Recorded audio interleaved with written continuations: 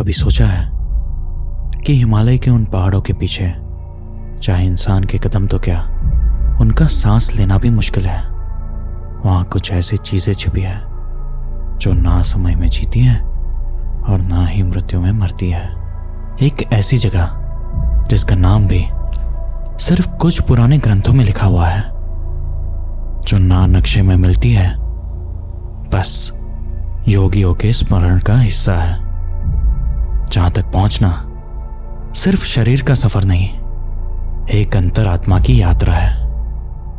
अपनी मर्जी से तुम वहां पहुंच भी नहीं सकते, क्योंकि वो जगह दिखाई नहीं देती, वो तुम्हें खुद बुलाती है। अगर कभी उस जगह की पुकार सुनाई दे तो समझ जाना कि तुमसे ज्यादा तुम्हारा अंतर्मन तैयार है। इस रहस्य का नाम है ज्ञानगंज।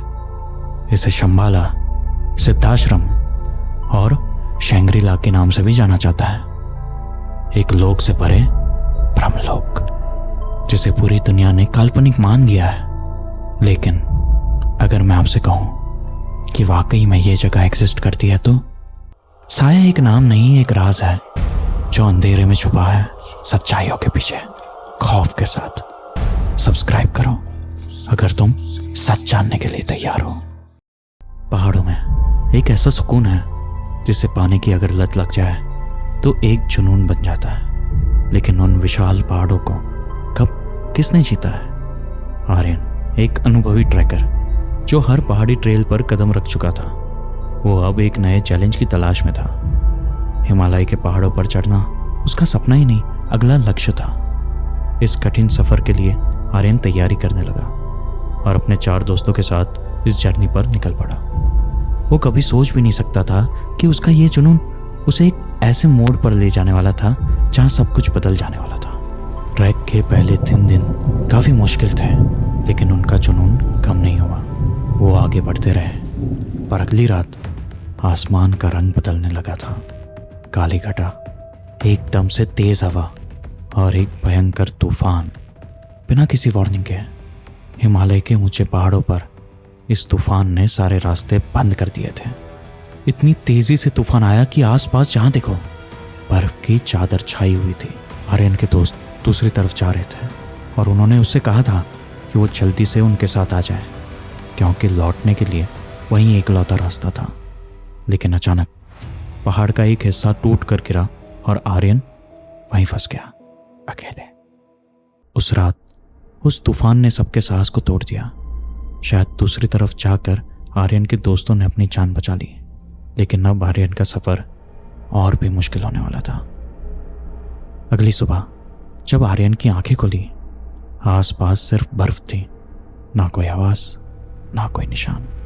उसे लगा कि शायद उसके दोस्त कैंप साइट तक पहुंच गए होंगे और किसी तरह वो भी वापस जा सकता है, पर उसके कदम वहीं पर अटके हुए थे। एक पल के लिए उसे लगा कि जैसे कोई तो उसे देख रहा है पीछे से, जैसे किसी की निगाहें उस पर ठहरी हुई हो। पर जब उसने पलटकर देखा, वहां बस एक पुराना झुका हुआ पेड़ था और उस पर जमी हुई बर्फ। उसने सोचा, मैं वापस जा सकता हूँ, मुझे बस कोई निशानी ढूंढनी पड़ेगी। आगे एक छोटा सा रास्ता था जो शायद पहले कभी था ही नहीं। बर्फ पर उसकी छाप जैसे पहली बार पड़ी हो। उस रास्ते पर एक अनजान सा कब्जा था, जैसे कोई उसे कह रहा हो, आगे बढ़ो। आर्यन को लगा कि वो जरूर पागल हो रहा है।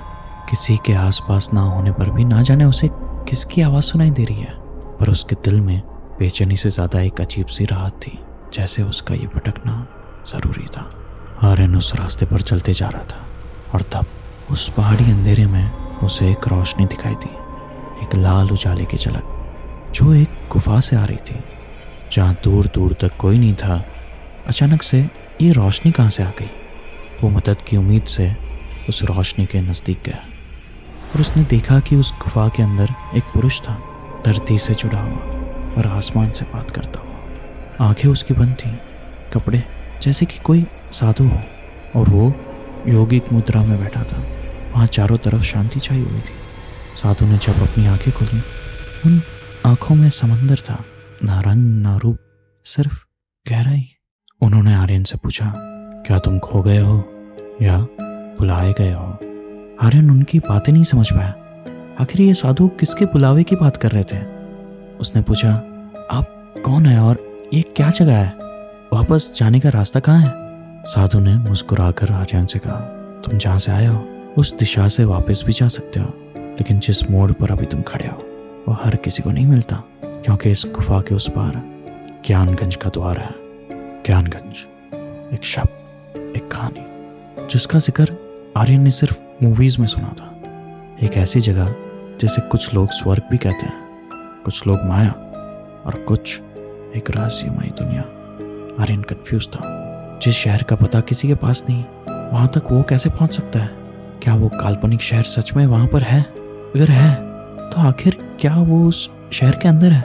साधु ने आर्यन की परेशानी महसूस करते हुए उसके सर पर हाथ रखा। तब उसने देखा ज्ञानगंज का सत्य एक दूसरी दुनिया, स्थिर, शुद्ध, उजालों से भरी, जहां हर कदम पर हवा में मंत्र गूंजते हैं। यहाँ रहने वाले लोग मनुष्य तो दिखते हैं, लेकिन उनका ज्ञान, उनकी शक्ति किसी सुपरनेचुरल पावर से कम नहीं है। वहां न समय का चक्रव्यूह है, ना ही मृत्यु का खौफ। उस अद्भुत शहर के बीच उसने देखा कि एक विशाल पेड़ है, जीवन वृक्ष, मानो जैसे उसने स्वर्ग और धरती को जोड़े रखा हो। कहते हैं स्वामी विशुद्धानंद ने खुद इस जगह का अनुभव किया है और इस गुप्त जगह का प्रचार भी किया है। यह नगरी आम इंसानों को दिखाई नहीं देती, क्योंकि ये कई शक्तियों से छुपी हुई है। यहाँ के द्वार साधारण इंसानों के लिए कभी नहीं खुलते हैं। सिर्फ उन लोगों को ये द्वार दिखाई देता है जिन्होंने हर चीज को त्याग दिया हो और अपनी अंतरात्मा से एक हो चुके हो। अब उस साधु ने आर्यन के सामने दो विकल्प रखे। या तो वो जिस राह से यहाँ तक पहुंचा है वहीं से लौट जाए, या फिर ज्ञानगंज के काबिल बन जाए। उस रहस्यमयी नगरी की एक झलक से आर्यन के सारे सवालों का जवाब दे दिया था। अब उसका एक ही लक्ष्य था, ज्ञानगंज के अंदर जाना।